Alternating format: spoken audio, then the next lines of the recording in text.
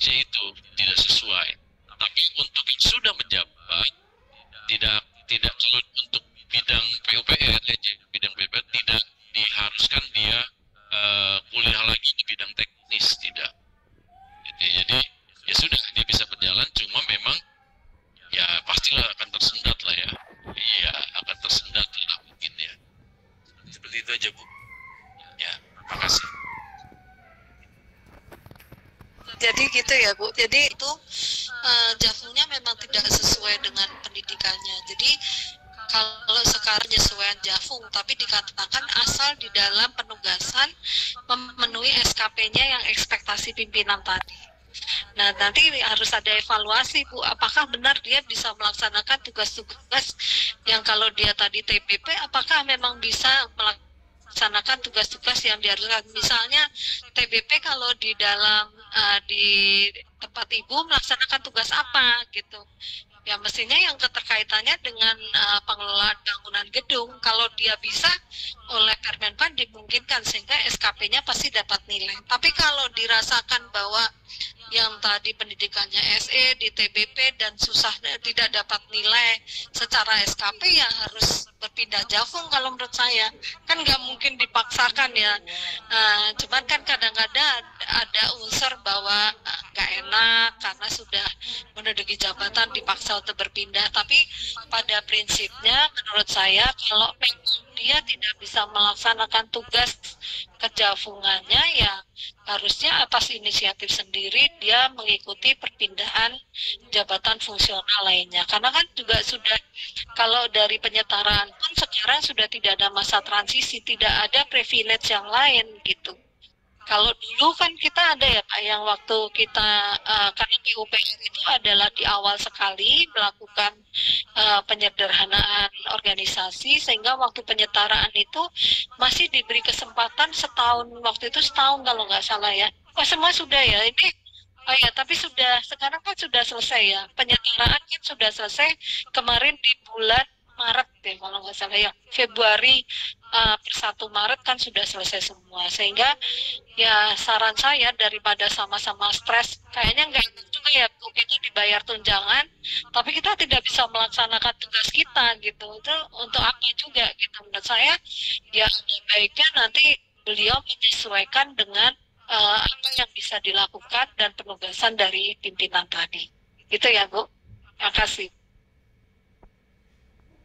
4 tahun belakangan kita ini dipusingkan dengan kebijakan peraturan yang berkembang sangat pesat ya, dinamis sekali, dan ini sedikit banyak memang kami harus belajar menganalisis kembali, identifikasi kembali aturan-aturan jabatan fungsional. Setiap tahun berubah, bahkan bukan setiap tahun, 1 tahun udah 2 kali berubah.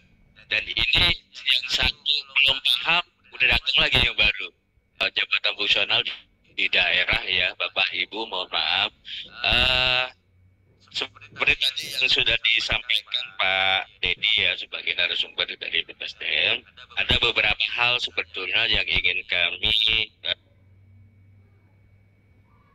kaitan tadi yang sudah disampaikan, kembali kami ulangi. Yang pertama masalah penilaian angka kredit.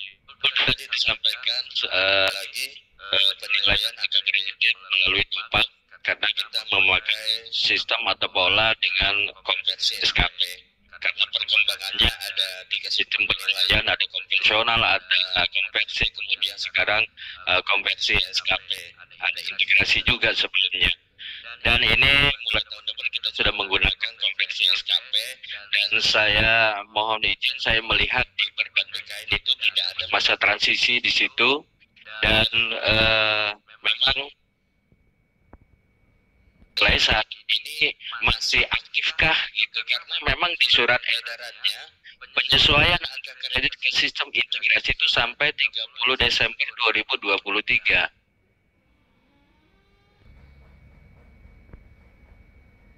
Artinya ada di tim penilai kinerja instansi. Ada di tim penilai kinerja instansi ini istilahnya Baperjakat. Apakah seperti itu nanti paknya yang buat di tim penilai kinerja instansi, kemudian disampaikan ke pejabat penetap PAK.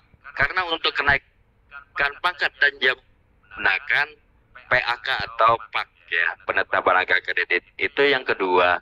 Kemudian yang ketiga ini tadi masalah tadi sudah disinggung kenaikan pangkat ya Pak Dedi ya, punten mohon izin. Karena di Perbadan PKS sendiri itu ada penilaian periodik dan saya yakin bisa diusulkan kenaikan pangkat selama dia sudah ikut uji kompetensi. Ternyata persyaratannya harus ikut uji kompetensi dulu untuk kenaikan jenjang. Walaupun bisa diusulkan kenaikan pangkat. Namun di dalam surat edaran kenaikan pangkat oleh Deputi Mutasi ternyata harus ikut dan lulus uji kompetensi dulu, baru bisa diusulkan kenaikan pangkat, tidak kenaikan jenjangnya. Untuk kenaikan perpindahan jabatan tadi Bapak punten, kalau misalnya dia antar jabatan pelaksana misalnya golongannya sudah golongan 4, golongan 4A, dan pemberlakuan di Permenpan 1 2023 itu tetap pada posisi di jabatan pelaksana, walaupun secara kelas jabatan dia naik, jabatan pelaksana paling tinggi kelas 7. Tapi kalau di JF fungsional itu kelas 8 mulainya di jenjang pertama. Nah ini kalau dia untuk menyesuaikan kenaikan jenjang pada posisi golongan 4A sesuai dengan golongan yang dimiliki, itu tadi disampaikan 1 tahun ya Pak ya, 1 tahun dia boleh menyesuaikan. Apakah boleh menyesuaikan ini tahap per tahap? Pertama ke muda dulu, baru kemudian ke madya, ataukah bisa langsung dari pertama ke madya. Jadi nggak nunggu sampai 2 tahun dia harus uji kom 2 kali gitu Bu Bapak ya. Kalau tadi kan disampaikan itu golongannya golongan 3, golongan 3C, golongan 3D. Posisinya tetap pertama, tapi setelah menunggu 1 tahun dia ikut uji kom